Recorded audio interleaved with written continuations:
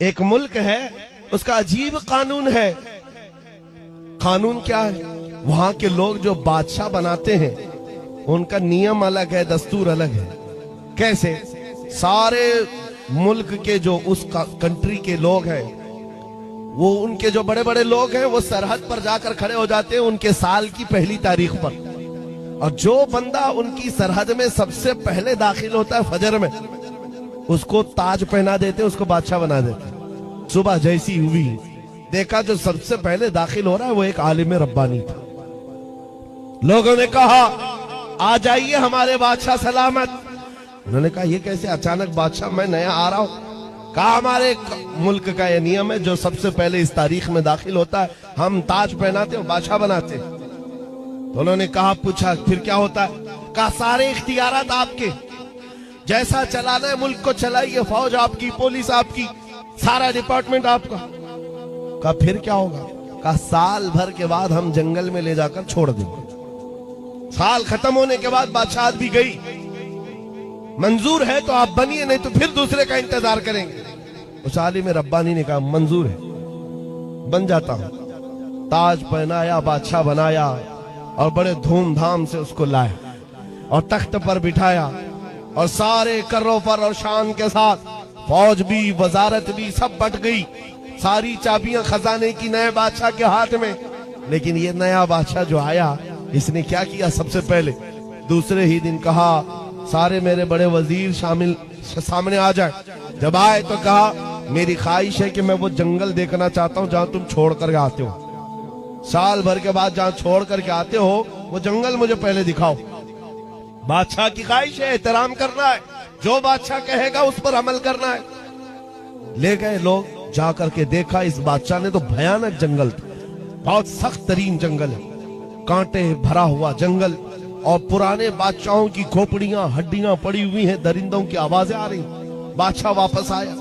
आने के बाद उसने रात को बड़े बड़ी जो वजारतें थी, डिपार्टमेंट थे, उनको बुलाया और कहा मेरे महल से लेकर उस जंगल तक एक खूबसूरत रास्ता बनाओ। 2 महीने तक खाली रास्ता ही बनता रहा और जब खूबसूरत रास्ता बन गया तो फिर बादशाह ने बुलाया वजीरों को, कहा उस जंगल में जितने कांटे की झाड़ियां हैं सबको खत्म करो, जितनी हड्डियां पड़ी हैं सबको निकालो। 2 महीने तक वो भी सफाई करता रहा। उसके बाद फिर 4 महीने गुजर गए तो बादशाह ने कहा यहाँ पर फूलों के दरख्त उगाए जाएं, खुशबूदार पौधे बसाए जाएं, और वो भी कर दिए गए। फिर बादशाह ने कहा मेरी ख्वाहिश है कि यहाँ एक अच्छा महल बनाया जाए। अच्छा महल, वो भी 2 महीने में महल भी तैयार। बादशाह ने कहा मेरी ख्वाहिश है कि यहाँ एक नाला बहाया जाए, यानी एक हाउस बनाया जाए। महल के अतराफ बागीचा लगाया गया, फूल पौधे सारी चीजें। ये बादशाह कुछ किया ही नहीं, साल भर वो महल ही बनाता रहा। जहां ये लोग छोड़ के आने वाले थे उसको बदल ही डाला। रास्ता भी अच्छा, महल भी खूबसूरत, सब कुछ बनाया। अभी 8 दिन बाकी थे, रोज इंतजार कर रहा था कि कब साल खत्म होगा, मैं जाऊंगा, छोड़ करके आएंगे। छोड़ करके आएंगे तो अच्छा ही है, जो साल भर किया था इसने। साल खत्म होने के बाद जो डेट आई नए बादशाह के इंतखाब की, कोई आ ही नहीं रहा। इसने बुलाया, कहाँ है जिम्मेदार लोग जो बादशाह चुनते हैं, मुझे उठाओ, जंगल में छोड़ाओ, नया बादशाह ले आओ। सारे आए।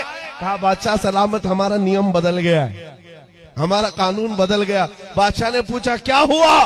कहा अब आप हमारे हमेशा के बादशाह, हमेशा के बादशाह हैं। इस बादशाह ने पूछा क्यों? इससे पहले सिर्फ 1 साल की वैलिडिटी थी, अब हमेशा का क्यों? लोगों ने कहा अब तक जो आते थे बेवकूफ थे, अय्याशी करते थे और चले जाते थे, उनको पता होता था कि कहां जाना है, फिर भी अय्याशी करते।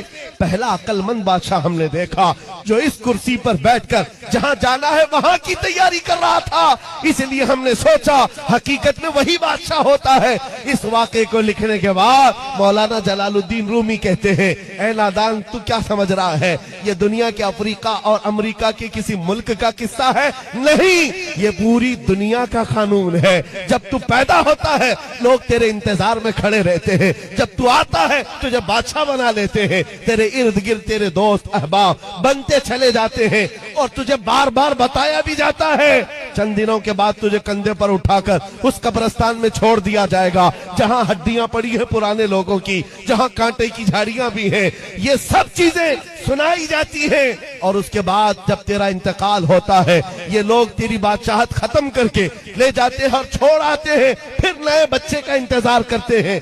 मौलाना रोम फरमाते हैं लेकिन इस रूए जमीन पर कुछ अक्लमंद बादशाह ऐसे भी आते हैं जो बादशाह बनकर जीते तो है लेकिन जब तक कुर्सी पर बैठे होते हैं वो अपने दुरूद व सलाम से, अपने नमाज व आमाल से, अपने जिक्र अस्कार से उस बाकी जाने वाली सरजमीन को तैयार कर रहे होते हैं और तैयार इतना कर चुके होते हैं कि कौम इनके इंतकाल के बाद इनको उठाकर दफन तो करती है, 800 साल गुजर जाए तब भी कौम कहती है राजा तो हमारा ख्वाजा ही। सुभान अल्लाह, सुभान अल्लाह, मरहबा, सुभान अल्लाह। कौम कहती है कि नहीं कहती है राजा तो हमारा अक्लमंद बादशाह जिसने जिंदगी में बैठकर इश्क़ रसूल पिलाया और आखिरत की तैयारियां की हैं उसी को बादशाह बनाया जाता है।